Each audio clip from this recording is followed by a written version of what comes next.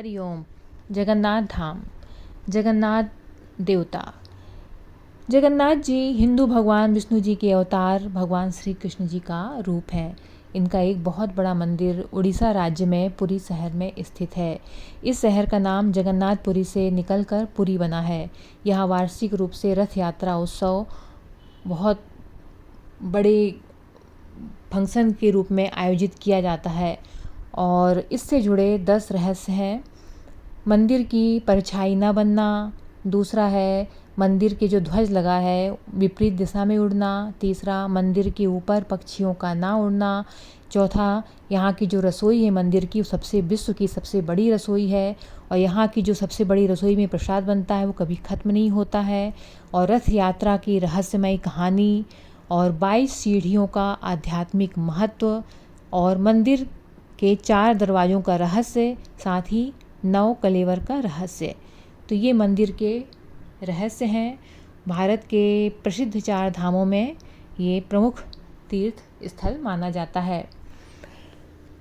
आज 11 जून है। ज्येष्ठ मास का समापन पूर्णमासी के साथ हो जाता है और आज ज्येष्ठ मास की पूर्णिमा है।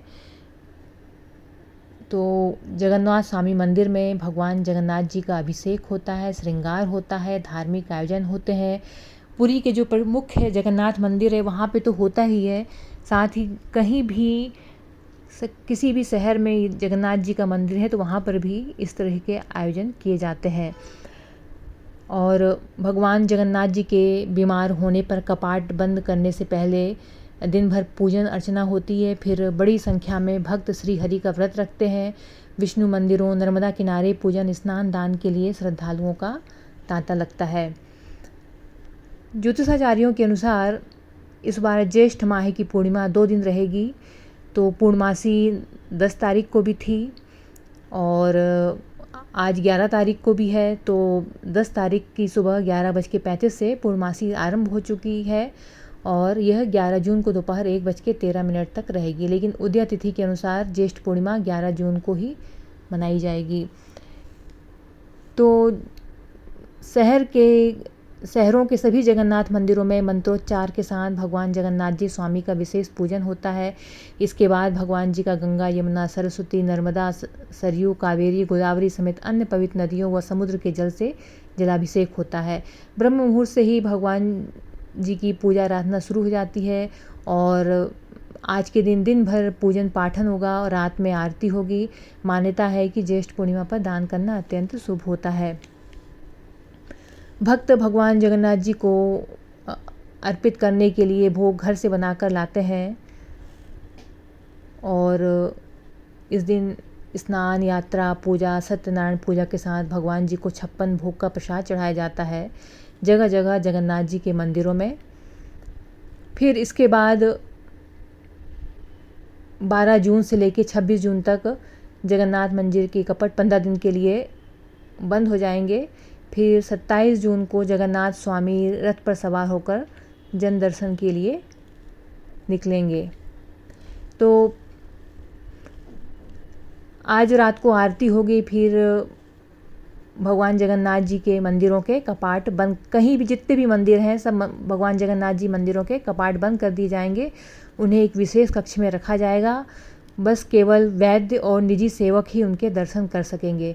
बीमारी के दौरान भगवान की बेहतर देखभाल करते हुए उन्हें फलों का रस, काढ़ा, औषधि, दलिया का भोग लगाया जाता है और स्वस्थ होने पर वे भक्तों से मिलने रथ पर सवार होकर नगर भ्रमण करेंगे।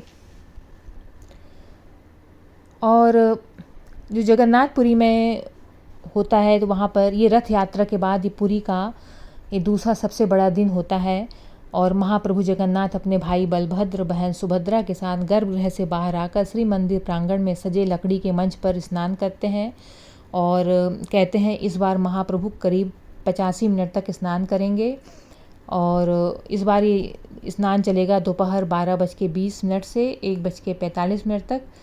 ये पिछली बार के स्नान से 10 मिनट ज़्यादा है। इस स्नान से रथ यात्रा पर्व शुरू हो जाता है और मंदिर के वरिष्ठ सेवायत बताते हैं कि हर साल ज्येष्ठ माह शुक्ल पक्ष पूर्णिमा के दिन ये स्नान होता है। शास्त्रों की माने तो इसी दिन महाप्रभु का जन्मदिन भी होता है। तो मंदिर की सुबह 3 बजे मंदिर खोल दिया जाता है। मंदिर परिसर में बने सोने के कुएं से 108 घड़े जल 2 दिन पहले ही निकाल लेते हैं। और इस बार के गोसाई देवेंद्र नारायण ब्रह्मचारी ने बताया कि 4 से 5 फीट चौड़े वर्गाकार कुएं की दीवारों पर सोने की ईंटें लगी हैं और यह साल में एक बार देव स्नान के वक्त ही खुलता है। और इसे 2 टन के सीमेंट लोहे के ढक्कन से ढका गया है। स्नान के बाद भगवान को गजभेश धारण कराते हैं। भक्तों को दर्शन के बाद शाम होते ही भगवान को अड़सर गृह में प्रवेश कराकर द्वार बंद कर दिया जाता है। मान्यता है कि स्नान के बाद भगवान को 15 दिन बुखार रहता है और ये कक्ष जगमोहन के पास ही बना है। बुखार के दौरान महाप्रभु के शरीर पर चंदन, कपूर और कस्तूरी लेप लगाते हैं और कमरे में लाइट नहीं होती है। और यहाँ पे राशि तेल का एक दिया जलाया जाता है जो भगवान का सफ़ेद फूल से उपचार होता है। भोग में सिर्फ मीठा पानी दिया जाता है। स्नान पूर्णिमा से रथ यात्रा तक श्री मंदिर के 2 किलोमीटर के दायरे में शराब व मांस बिक्री पर प्रतिबंध है और कोई भी अनैतिक गतिविधि नहीं होती है।